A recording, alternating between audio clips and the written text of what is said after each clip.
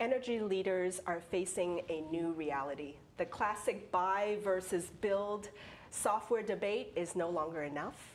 These days, it's all about harnessing the power of build, buy, plus AI to future-proof your business. That's what we're going to talk about today, so let's start the countdown.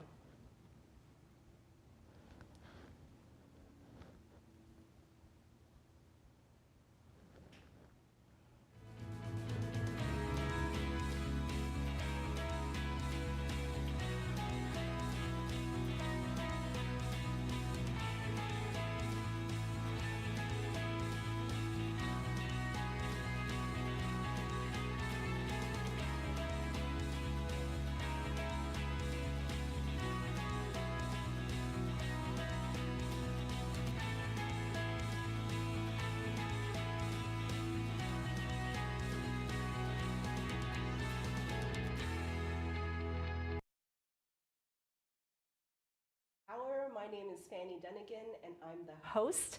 For those of you that are new here, we are coming to you live from LinkedIn as well as YouTube. The CG Hour is a presentation and discussion with industry experts as well as leaders around hot topics in business as well as technology. So if you are in the live audience, please introduce yourself in the comments. Let us know where you're tuning in from, and introduce yourself, build your network, and connect with others in the comments. So today's discussion is all around build, buy, and AI, the new software strategy for energy leaders. And we are going to introduce you to our expert panel here. Over to my left, we have Joel Wolf. He is the founder of Wolf Global and CIO and former VP of Technology at Medallion Midstream. Welcome, Joel. Thank How are you? I'm doing great. It's great to be with you guys. Awesome. Please let our audience know a bit about your career, Joel. So for the last 20 plus years, I've been a senior most leader in IT for multiple organizations in the oil and gas industry.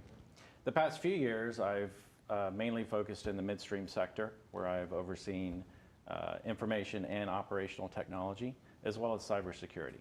Awesome.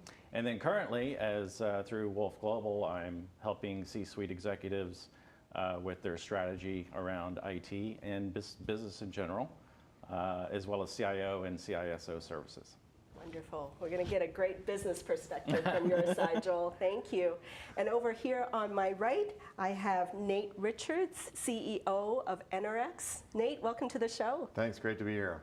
Can you please share a little bit about your career with our audience? Yeah, I started a software consulting company in 2006 that helped oil and gas companies primarily in a similar spectrum of the energy space that Joel has been in, from the service provider side, building, buying software solutions, doing integration.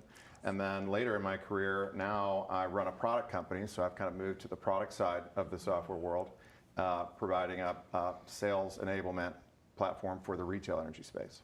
Awesome, welcome. And last but not least, CG Infinity's very own Tanya Shepard. Welcome, Tanya. Thank you, Fanny. Thanks for having us. Absolutely. Tanya is the SVP at CG Infinity. Can you share a bit more about your career, Tanya? Yeah, so Nate and I are reverse in our career path. I spent 15 years running a software company that was built for the energy sector, and really went through many sales cycles where companies were going, do we build, do we buy?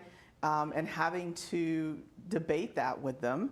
And one of the things that I missed as being a product company was being able to not only help a client implement the software, but truly operationalize it, help them redo their business processes around it, get it truly adopted, and get it integrated into the whole ecosystem, because that's what makes software successful. So in the second half of my career, I now am part of a consulting company where our practice does just exactly that. We help them select software, but we also help them integrate and optimize their operations to take full advantage of the software. Awesome. So as you guys can see, we're going to have a broad perspective across this industry panel here. I want to welcome some of the folks that are joining us live. I see here Tracy Morgan from California. Welcome. Justin Wilson as well in the comments. Feel free to drop any questions and comments throughout this discussion, and I'll be sure to bring it up to our guest. So before we get started, we wanted to play for you kind of like an introductory video to kind of set the context for this build, buy, and AI debate and discussion. So let's roll that right now. When you build, you're choosing to become, to sort of insert into your P&L, a single customer software company.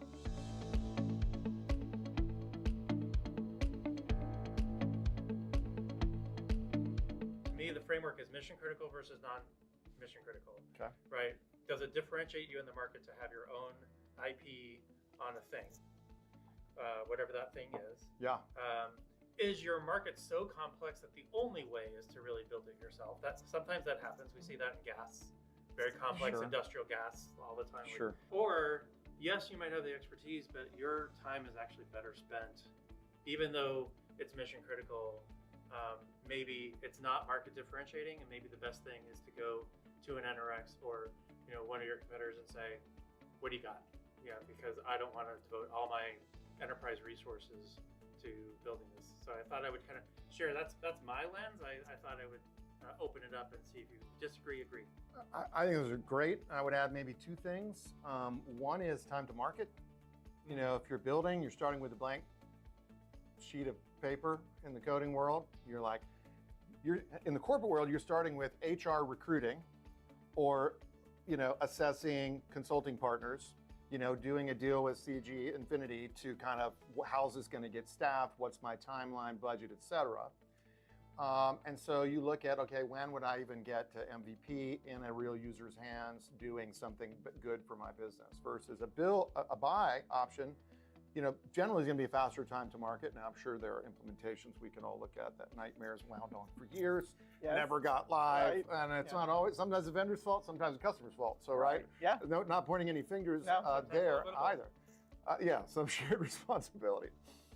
I think the other thing I would look at is total cost of ownership, which is when you build, you're choosing to become, to sort of insert into your P&L, a single customer software company. So that is R&D, that is OpEx support, and move, add, change, bug fix. That is every next version, every feature you want in the future, and All the technical debts. the need to upgrade and maintain platform, right? Modernity, right? So when .NET whatever comes out, or Python whatever comes out, or some hole is found in the current version of blah, what's it gonna take to move to the new thing? Which adds no value from a feature perspective, but as a vendor, that's just our problem. No Right. customers are like, oh, here's some more money to upgrade the platform. Right. No.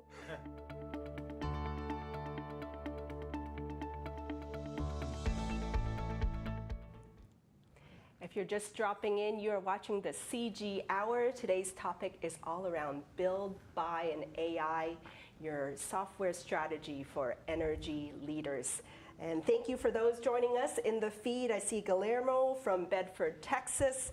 I also see Todd Cackley, CIO at Textron here from the DFW area. So welcome, everybody. I want to start the discussion here with Joel. Joel, as you kind of saw from that video and across your last 5 years, basically, in midstream, upstream, all that, how has the software decision-making process changed over the last few years? Yeah, and everyone knows what happened 5 years ago, and really the amount of innovative new technology that's come out, the speed that it's come out, and the maturity that it's come out the last few years has accelerated enormously, right? And so I don't know that it's really changed, particularly if you had a cloud-first methodology, which many of us have had for over a decade. But the amount of mature solutions that are available to you to not only help you make that decision of build, buy, but that are meeting many of the requirements of business tasks and solutions that they need. So, Yeah. And then throw in AI now. You got Well, multiple tools. AI is the cornerstone of everything. So, yeah. Yeah. Well, Nate, from your perspective, this build versus buy, it used to be versus, right? But how has that changed from your perspective? I think just keying off of Joel's point, if you rewind the clock, 20 years ago, you had monolithic solutions that sort of were everything where or build it from scratch. It was a very bipolar type of option. So you had what we've gone from is this monolithic market to a more modular market. So you can say, hey, I want to take these modules from vendor A and I want to integrate them with these modules. So there's sort of a best of breed option that wasn't really out there as you get more of a diversity of service providers. And also just better integration. So solutions used to be very closed. So you'd buy a large monolithic application and the data would go in and it doesn't ever come out. And now this idea that my data would sort of be held hostage by a vendor is just not a non-starter. And so software solutions tend to be more open, APIs, connectivity, sometimes built-in integrations already in the industry. And so those variables lead you to a much broader spectrum of options today as you look at build versus buy. Yeah. And let us know in the comments too, from your perspective in the audience, are you team build, team buy, or team hybrid? Where are you at right now? Tanya, from your perspective, you've been on the business side, you're now on the consulting side. What do businesses kind of get wrong or underestimate when it comes to this kind of build, buy decision making? I don't know if it's the business or the organization overall, right? You can have an organization full of very smart people that know the business that you run today. But by building it yourself and not going out to a software vendor, you lose the opportunity to get different perspectives, to understand maybe how different markets or different companies accomplish the same goal, right, and the same business need, but in a different way. And so what I see a lot of times when companies do go the build route, and there are still some out there that do that, they're like, I don't like buying because it's a black box. They then have to come back and revisit what they've built when they expand into a new market or put out a new product or go after a different customer segment. And so that rework takes time, money, effort. But if you find the best of breed solution where you can have that flexibility that you can pivot as a business with more integration, more configuration versus having to sit down and write the business cases that are in Susie's head, right? You get more value overall, I think. Joel, do you want to build on that? Like, has there been any situations where you've bought the software and then it introduced more complexities, or you've built it and then there's more complexities down the road? Yeah, I think we've all gone through that. Particularly, early in my career, back to your monolithic statement, it's, you dealt with a lot of legacy systems that were just unable to integrate. Yeah. And that's what it's all about today, right? So I think it's less of a risk today for most organizations, particularly if they're choosing, cloud native solutions. So, yeah. Yeah.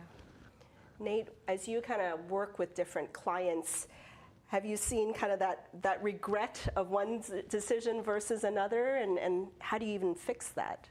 Yeah, there's maybe two quick anecdotes that come to mind. One is I had a customer that had built their own CRM, and at the time, maybe they started 5 or 6 years ago, they thought, hey, they hired this great guy who knows the industry, similar to what Tanya just described, knows the industry, has grown up in the industry, knows how to code, and they're like, this guy's going to build us the best system ever.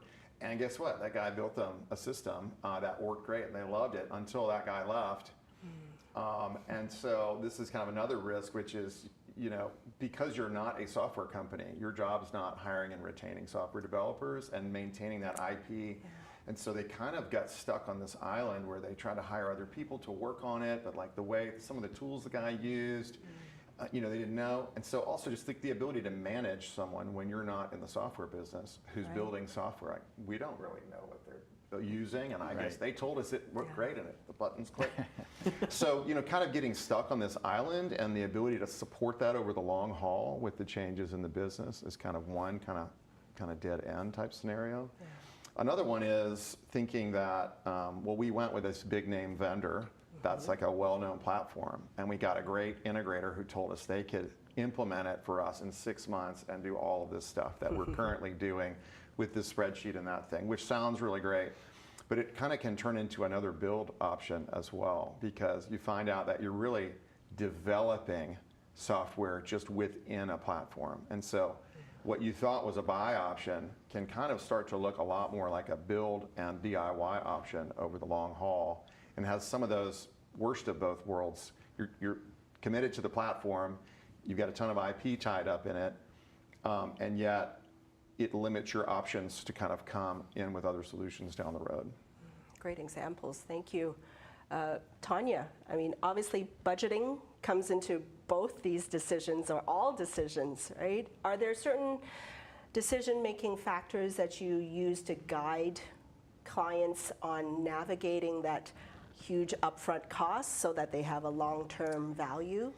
Yeah, budget's always a question, right? And so do you, and people look at it going, well, I've got to pay this software vendor this a big amount of money versus I can have staff. Well, I promise you that staff comes with a big dollar as well. Yeah. It's just spread out differently, and you handle it differently from an accounting perspective.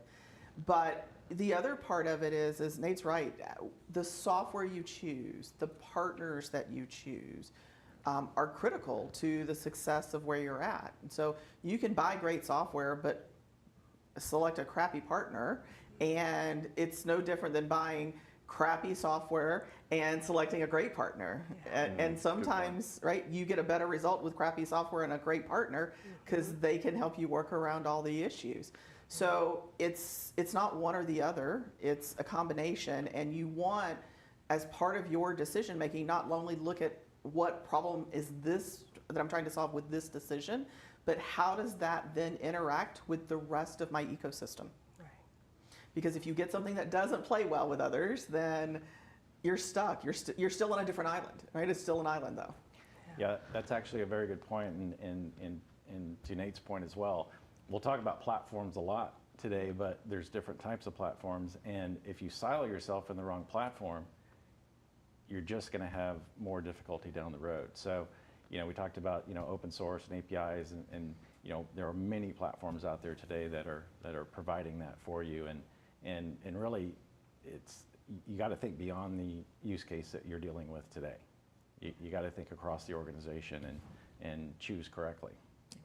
I think also just the relevance of that partner's knowledge to your industry versus just knowing the tech side. Yes. So some, not naming name, big name platforms have very well-known partners that implement those platforms and have demonstrated success across a whole range of industries.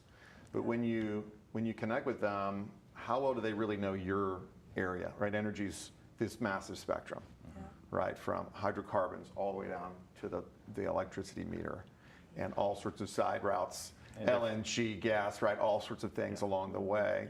And each of them is a career, a lifetime worth of knowledge. So I think just saying, well, we know energy CRM, let's say, for example, like a platform and a term, doesn't really mean that they're ready to help you be successful with what you're trying to accomplish. So I think getting into that more detailed level. Being honest about your organization too. Are you as an organization able to truly articulate your business needs, your scenarios, or is there somebody got to come pull it out of you? And if we've got to come pull it out of you, then the person pulling it out of you better know the business, because when you start using terms, they're going to go, well, did you mean this or did you mean that? Because I can interpret that requirement in multiple ways, and I want to understand which one you mean. Right? And if you don't start with solid requirements, and I always preach that while we're all speaking the same language, we're not, right? A single term can have multiple meanings to multiple people. And if you don't explicitly get that down right first, I don't care who you are, you're not going to be happy at the end. Yeah. Joel, any learning lessons, Ashley, from having to select multiple vendors and things like that over the years? Well, spending most of my career in the mid-market space, we're very agile and tend to look at technologies that are both best in breed, but also potentially best in breed, and but choosing in a way that you're lowering your risk somewhat from a budgetary standpoint and an adoption standpoint. So, again, speed to market is arguably number one or number two when we're talking about these things, and so having the willingness to fail fast is important. And again, the technologies today allow you to do that a lot more easily. Awesome. Well, Nate, you brought us a video with some timely statistics, right? Can you set up the video before we play it? Yeah. As recently as last week or two, there's a study that's been ongoing about organizations implementing Gen AI pilots in their enterprise, and what type of outcome data are we starting to see. We're seeing kind of almost into the year mark of people launching these pilots and saying, hey, what can we really deliver to the business? With some really interesting takeaways. One is that most of them are not producing the type of ROI that we're anticipated. And you're even hearing this in AI investor circles, like, hey, is this overhype? Are we on the hype cycle here and need to start to be cautious? So, but the three positive notes that came out, I think, are probably the most salient. One is that vertical SaaS, so software that's aligned to your industry as opposed to kind of the horizontal platform offering, is producing a better outcome in terms of ROI. Second is that purchase solutions are getting practical applications better than DIY, which is maybe a little germane to our discussion today. And then maybe a little self-serving for me, but ask the MIT guys. And then the third thing I think is about the human element. I think it's maybe the best takeaway, which is that direct connection to the line of business managers versus central AI lab. So if you think about two ways you could go about implementing AI, right? You could say, hey, we're going to assemble this team of experts, and they're going to go into the lab, and we're going to give them all our requirements. We want you to fix these problems, and they're going to come out with all these great solutions.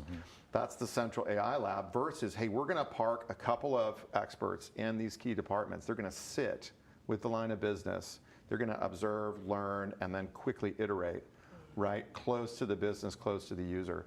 And that's driving much higher adoption rates and better outcomes. So I thought it was three really interesting points to where we are today in this discussion. Thanks for setting that up. Well, let's roll that video right now. Did you know that a study from MIT reports that most AI pilots are failing to show value? The key takeaways were: 1. Purchased vertical solutions succeed more often than internal builds. 2. The biggest ROI came from automating back-office work. And 3. Adoption was driven by direct connection to line managers. EnerX makes it easy to buy and sell energy in competitive markets. We provide a suite of software and data services for energy suppliers and brokers to drive sales and help them effectively compete for and win customers. EnerX drives ROI through sales enablement and proprietary energy market data. Supplier Hub provides sales and sales ops workflow as well as commissions management for suppliers. Broker Hub delivers deal flow and commissions management in addition to digital sales for brokers. Market Hub is both API and portal-based connectivity for energy transactions.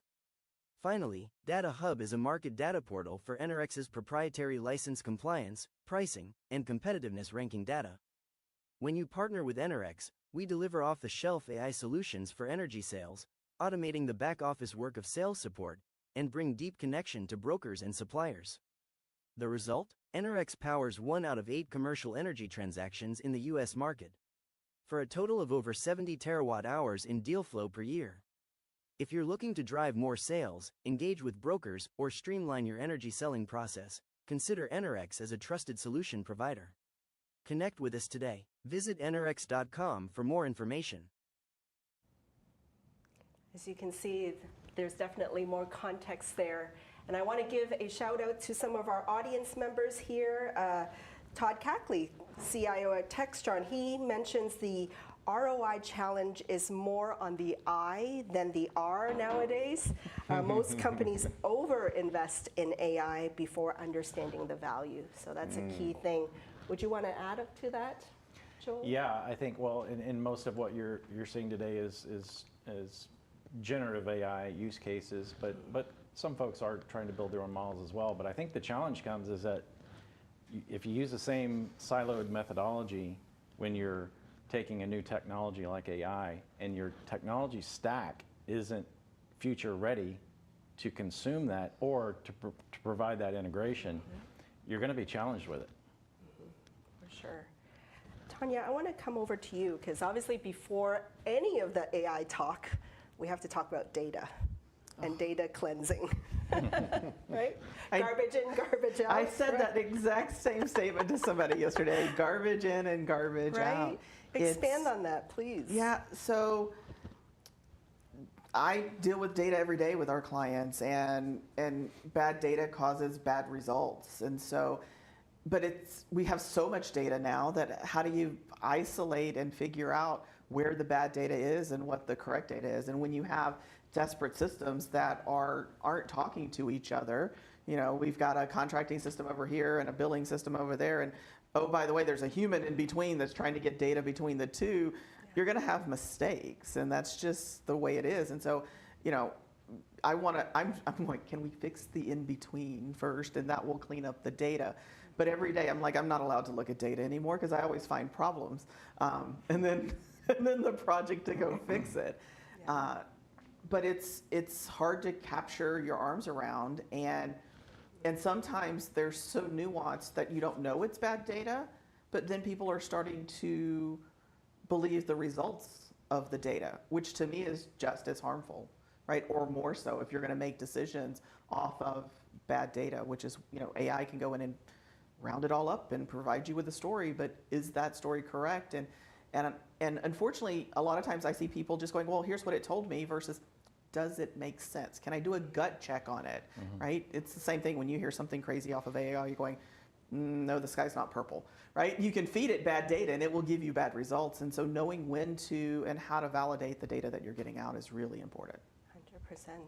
And Joel, I want to come back to you because there's tons of mergers and acquisitions happening in the energy sector, right? Big one And happened you were today. involved in one yourself, right? So when that happens, you got a whole bunch of tech stack that is coming together, data coming together.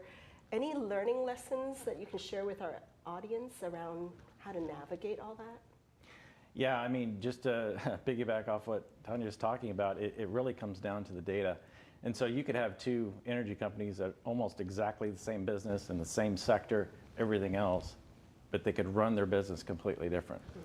The way that they identify, categorize, and name assets, for example, could be completely different.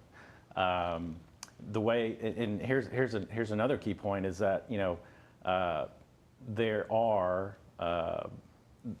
there's a good chance that there is a fair amount of data that is still being manually acquired and manipulated before it reaches a system of record.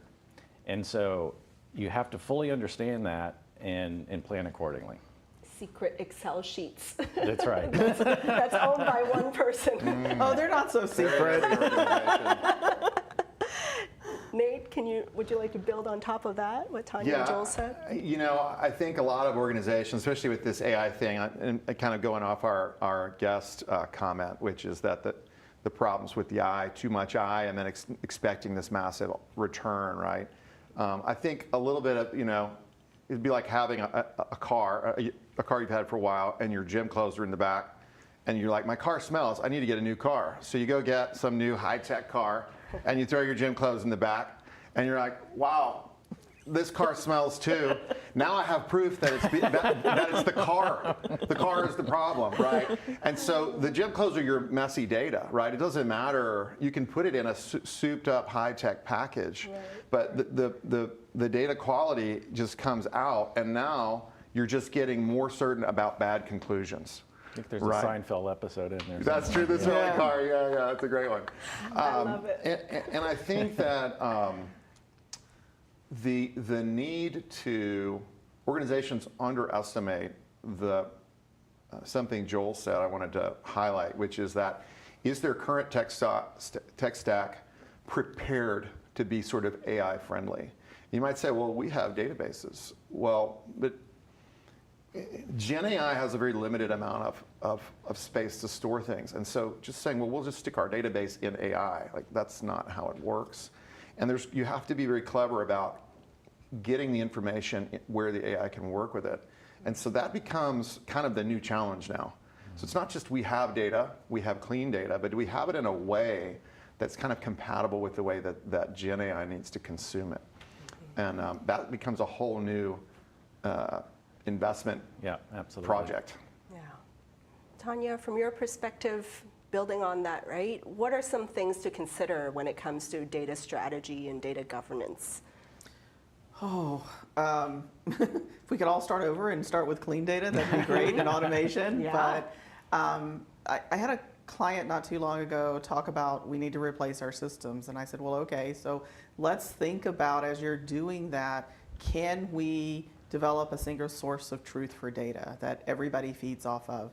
Because to Joel's point, most systems have some representation of a customer, let's say, but they use different terms for it. And different people have access to different systems where they're changing data, and now you've got syncing problems, where if you can have a single source of truth that this is where this customer information is residing and who owns it and who's allowed to change it, and every other system can look at it, right, and use it, then you start to get to a point where data makes more sense across the organization, and that you can start to build models that help you utilize that data.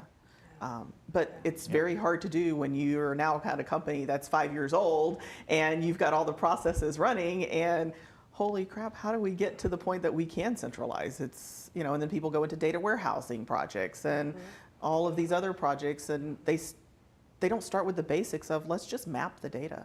Let's just figure out what this same data element is called across all the systems, and where should it really live. And that's a big exercise. And then from that, adding on to that, I'd like to hear from Joel, right? At the end of the day, data also has to come from users that are putting it in the correct way or in the right formats, all that. Talk about data from a user adoption and maintenance standpoint, Joel. Yeah, and that's very key, right? So particularly if you're dealing with legacy systems or a lot of manual processes, right?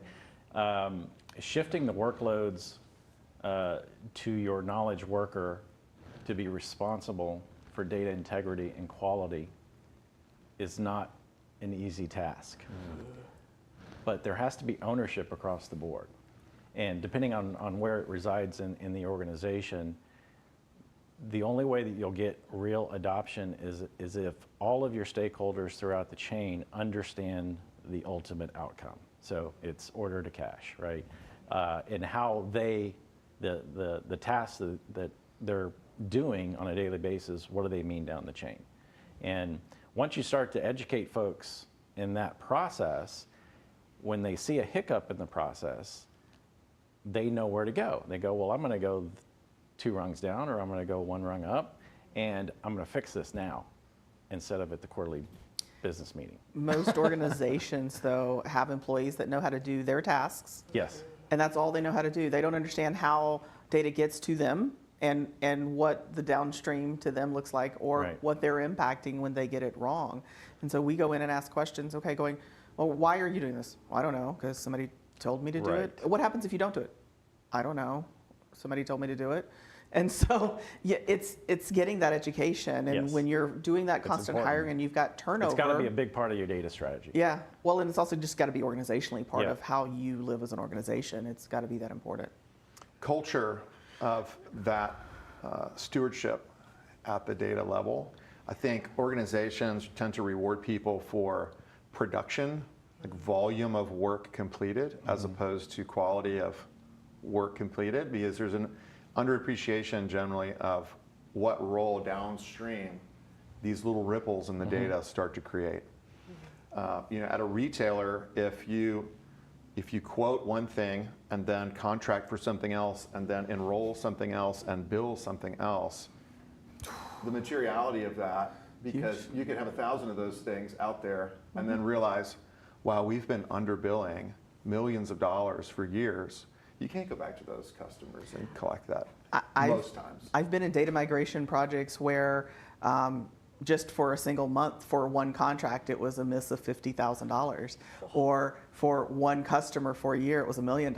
And so those aren't small numbers when you look at it in the concept of, a larger picture. The source of these things are, there's some good systems that do one of those things really well. They bill, they book, they quote, right? But that line of sight, this idea of coordination around that single version of the truth is typically Lost. lacking, or export to a spreadsheet, someone QCs it in Excel, then there's some FTP uptake process into some legacy system or some middleware that shoots it off to different places.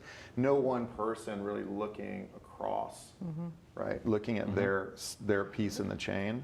And so that stewardship across the processes, I think, is a big opportunity. Yeah. Let us know in the comments out there any data horror stories that you want to share or that you can share. No names will be mentioned, right? So that we can learn from it and lessons learned from your data horror stories. So we could talk about data all day long, obviously, but let's switch to integrations, right? Especially with AI coming on board, multiple tools. Nate, I want to start with you around integrations. There's a lot of terms right now when it comes to that, right? So for those of our audience that are not familiar with all the terms, and even myself, like APIs, MCPs, define those for us in a general term, and then tell us why they're so important. Okay, so the way that traditional software talks to another piece of software is we call an API. And it's just an interface that both systems understand and allows them to pass information back and forth. We'll keep that as our definition. Okay. What's different about AI is that's the structure of that definition is absent. So in a Gen AI world, well, let's just talk about that so we don't get too off in the weeds. Everything is just a piece of text in a stream. And so the way that you actually speak to an external system is something called MCP. It's kind of an emergent standard. And what it does is you basically tell, I'm going to use ChatGPT as an example. That's not really what it is, but I'm going to use that because everyone is familiar with it. So you basically tell ChatGPT, hey, you have a tool, and the tool's called Get Customer Data. And if you need anything about the customer, you just tell me, I want to use the tool called Get Customer Data, and you tell me what you want, and then I'm going to come back and give you what you asked for. So effectively what MCP is, it creates an imaginary tool inside of the context of the AI, and it tells it, hey, this is how you use the tool. And then you move on with your life of what you want to do, and every now and then it'll say, hey, I need to get this customer data. You said you would give it to me. Now, that's what lives in the AI side, but you now have to bridge the gap back into your traditional software world, which is API driven. And so that is kind of a missing link right now for kind of traditional systems, even as systems that I would call, up to par from a technology, because this is very emergent. And so this how do we weave together our traditional databases, APIs, and now get it into the Gen AI world is something that is really a very frontier thing happening right now. And I'll say one more thing about it, which is that what we're doing is basically providing these interfaces like we would ordinarily provide APIs going forward.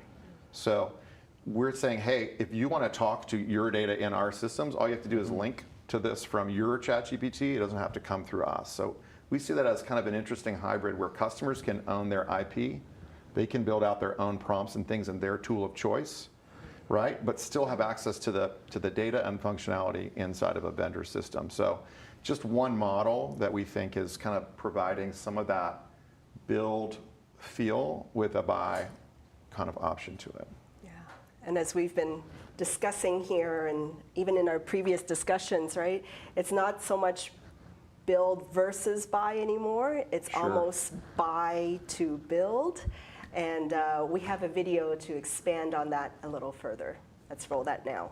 As an organization, you have to decide sort of what's the base minimum of of stuff that you just don't want to take care of.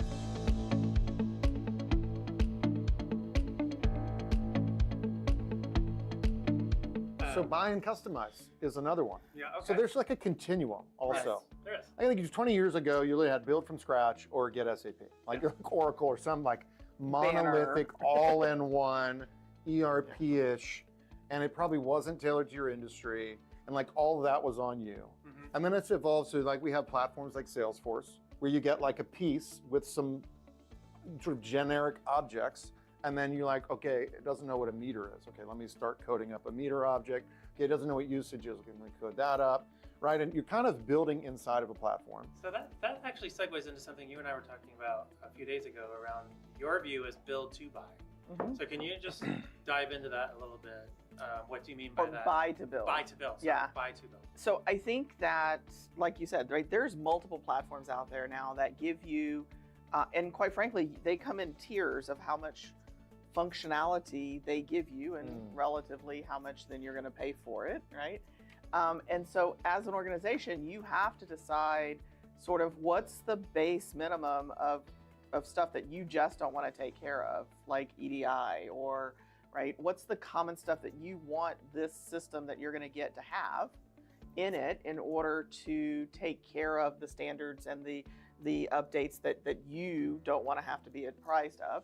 And does it give you enough flexibility to work within the workflow that's already in it, but customized to how you want to run your business? So your customized pricing, or a customized workflow where, yes, I may want to calculate charges for this invoice, but I don't want it to actually be an official invoice until someone's approved it because it's over $5 million, right? So to be able to put in your customizations, does the tools that you're looking at get you there? And more software companies are going that way, but not all of them have yet. And just because you've looked at one and it didn't give it to you doesn't mean that there's not one out there. And so have you really looked at everything? And have you asked for the vendor going, hey, I like this much of your platform. I don't really need this, but it's missing this. What's the likelihood of getting that?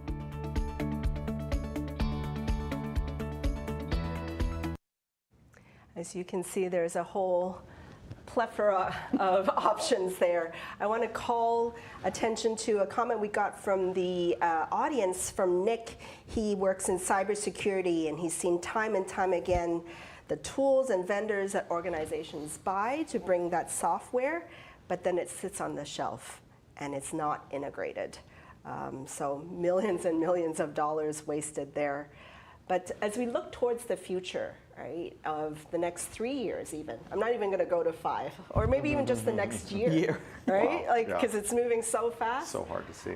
Joel, from the energy industry, right, where do you kind of see software strategies moving towards in the next year, let's say?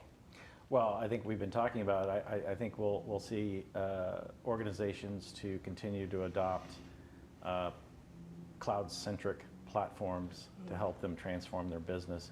I think you'll still see a mixture of the build versus buy, but if your technology stack is not future ready for the AI explosion, you're going to be caught off guard. So the best way to do that for a lot of, especially mid-market organizations, is to introduce and maintain these platforms that are going to help you do that. Tanya, from your side, what are the risks of companies not preparing for this AI revolution, and what can they watch out for and prepare for? I see companies struggling with it today, and it's on an extreme. You have people that are so into AI, like Nate, right? They can talk to you about it all day. They use it in almost everything that they're doing. And then I see people that are struggling with, wait, I can use AI to do that? How do I even start? What do I put in? Which one tool do I use? And they're so overwhelmed by it that they don't want to touch it. And unfortunately, that's probably 80% of the organization, because it's the technical guys that really want to be in AI. The people that are doing the operational things to run your business are tech savvy, right? They know how to do the tasks that they've been assigned to do. And now introducing AI to them and asking them to adopt it seems really like foreign and scary. And so I think we talked before the show about, the centers for AI within a company, or do you distribute it to the individual businesses? And I think putting someone that is passionate about AI with the business, sitting with them, understanding what they're doing, and starting almost like drip marketing, little things to them that helps make their jobs easier on a day-by-day basis or a week-by-week basis. Hey, I see you've been running this report every day. Let me do this for you, and it will give you these 3 things. Oh my God, that would make me so much easier. And you don't have to use the word AI, right? As a technical person, use AI to give them the tools they need. But if you don't tell them, they'll start adopting it way quicker than if you try and just say, everybody use AI. We've gotten to a point where we shouldn't say AI almost. Almost. With some people, absolutely. Yeah. Nate, your perspective, risks that companies should start preparing for? I think looking out year to 3 years there's this conversation going on right now, which is sort of the death of SaaS. So the death of platforms, and so in favor of what? What will people use? And the idea is that there will be this agent-oriented use. So if you think about that, rather than you go to a screen and you put in some data and then you click save and then you go to the next thing and then you run a report. So that sort of, could be any kind of software we use today. Instead, what you have is this sort of these specialized agents that do bits and pieces of this work. As an example, so we make a commissions platform, and one of our customers runs kind of like an 18-point inspection before they send out all of their payments. Sending out several $1 million, they need to check that nothing looks out of line. And there's no objective rule that it's out of line, but they want to get in front of a human and get a feel for what's changed since last month and some things like that. So a year ago, we would have had to build them a custom 18-point export this sheet and export that model and send that to this person and send this email. Discrete sort of features that are custom features for them. But now what we've done is we've built sort of MCP native into our solution, and they can actually make agents that they write or we can write for them. And they basically can build this workflow to be done by an agent and escalate to a human as needed. And so I think that type of change in how humans interact with software, not think of it as a threat, but as little helpers. Co-pilots sometimes is the word that's tossed around, that sort of help them on this mundane bulk export, filter, make pivot table type stuff. I think humans will kind of get out of that business. Your own personal assistant. Expert. And you say, hey, I'd really love to have this little script, but I don't know how to program. I'm a commissions analyst. So I think that this ChatGPT thing really helps bridge the gap of these people that we were sending to Power BI school 2 years ago. And now they can just sort of talk like they do to their ChatGPT when they want to plan their vacation, except they're talking to their commission system.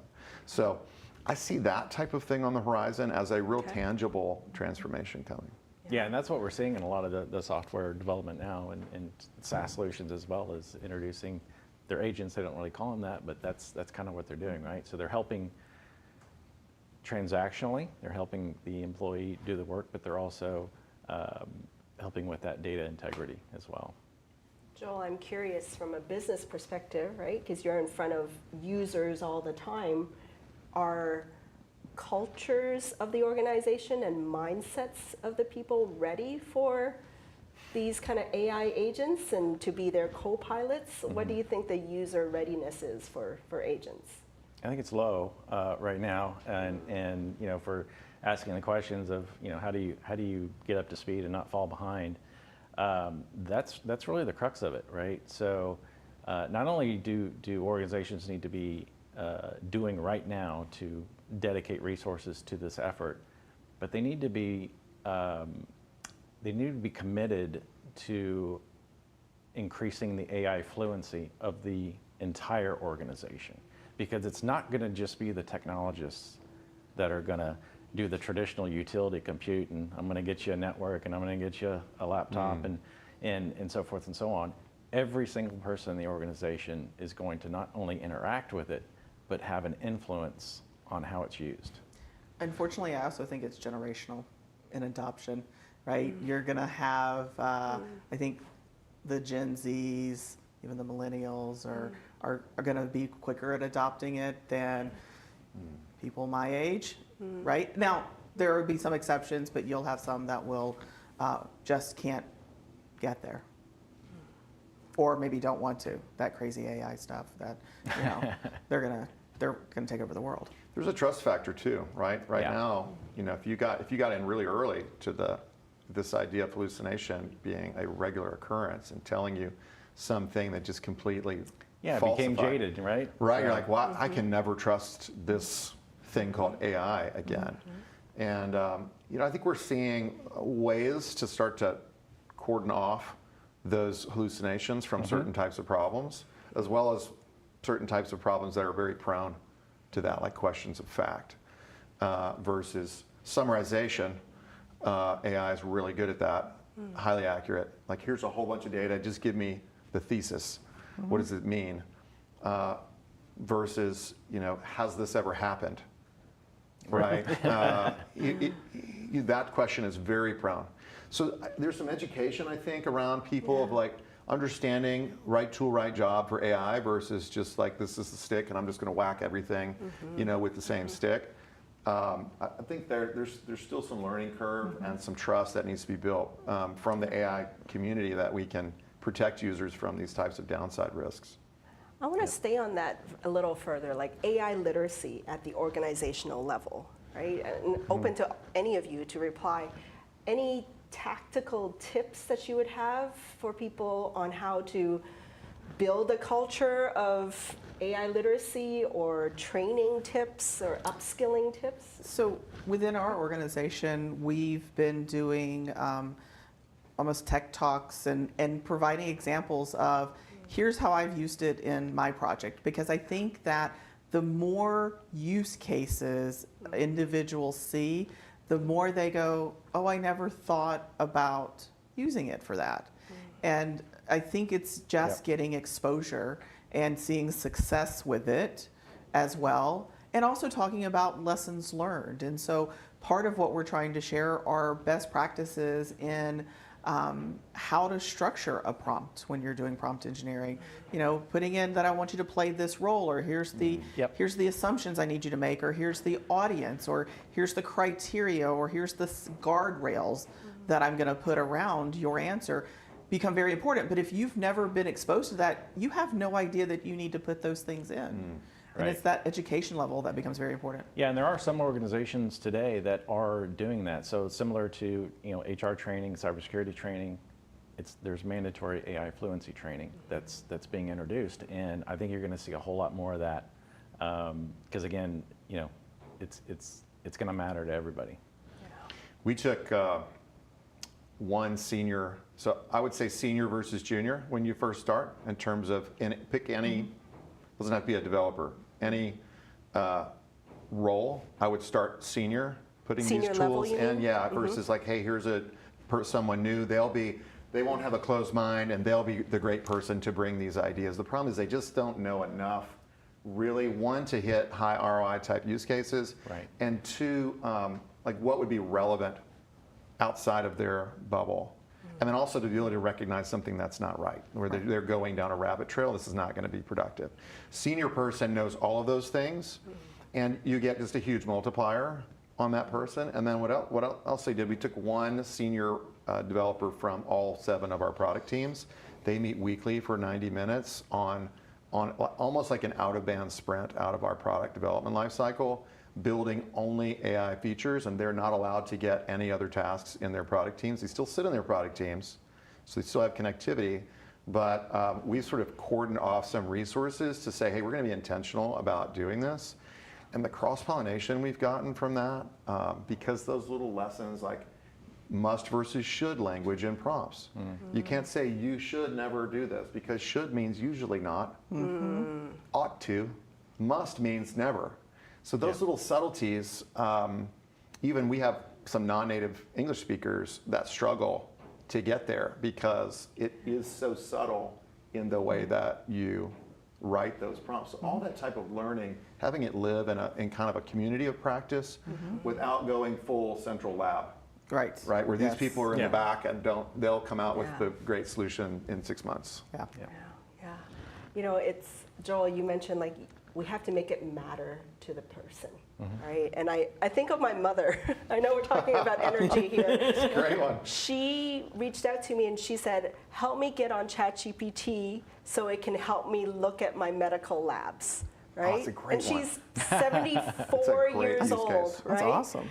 And so it mattered to her, and her English is not her first language, right? And so she kind of forced herself to learn it, right? Because her medical labs mattered to her, right? So whether it's their Yeah. job or their role in the organization, if it matters enough, they'll learn it, right? And then also I want to point out a comment from Guillermo in the feed here.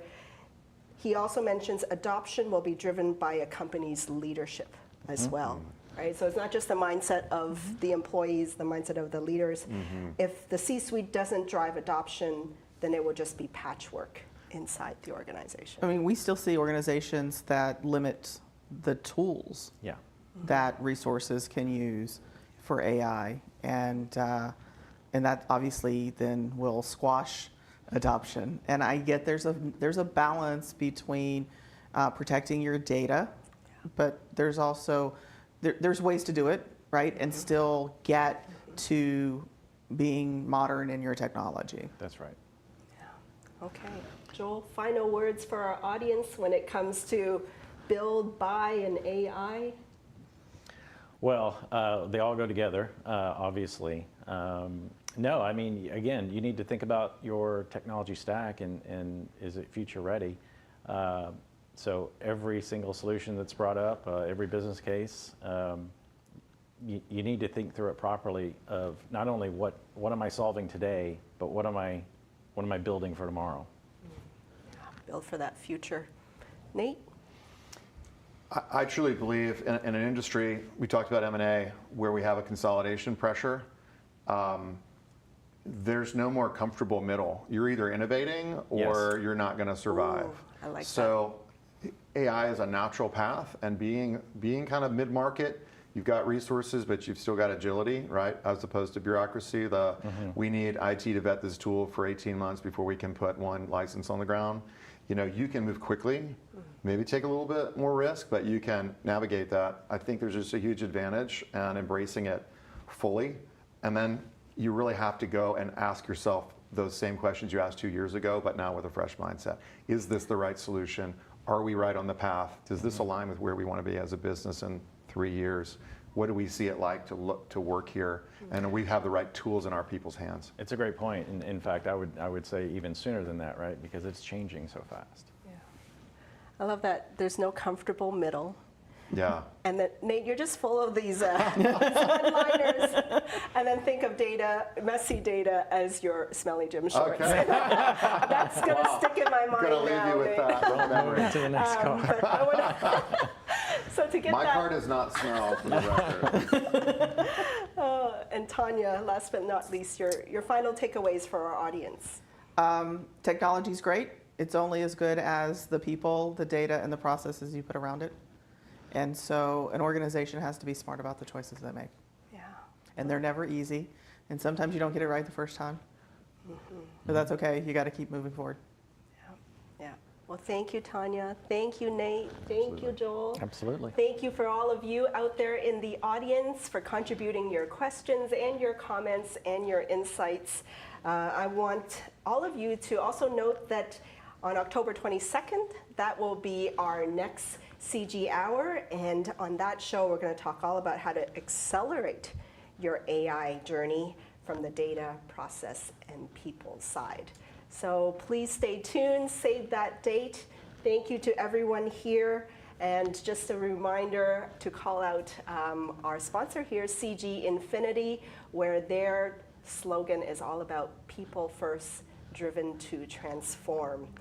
And we'll see you on the next episode. And as we roll out, just want to share a little bit of CG Infinity's mentorship program as we're talking all about people here. We'll see you next time. You can meet on a walk, you can meet on Teams, you can meet face to face, but really you're going to meet people who are here for you. They're your cheerleaders, they're your sponsors, they're your coaches, and they are going to have your best interest at hand.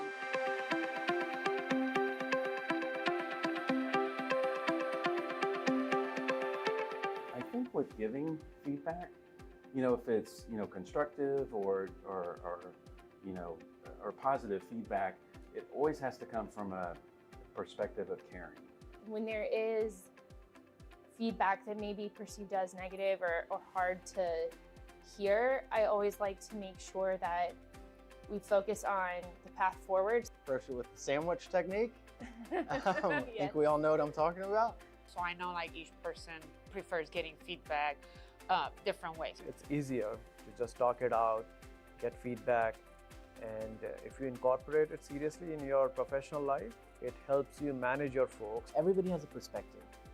However, if you're only talking from your perspective, you're never going to answer or be able to understand everybody else's perspective.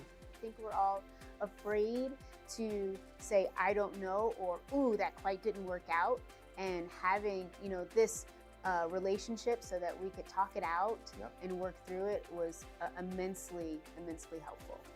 Work on what matters in the moment and ideate together. And I've really enjoyed and benefited a lot from just hearing a different perspective for whatever problem I'm approaching. We get heads down on our projects and we're not thinking, what's the next thing for me? And your mentor can help you do that. Yeah. They say, okay, great, that sounds like all that's going great. Have you thought about doing this?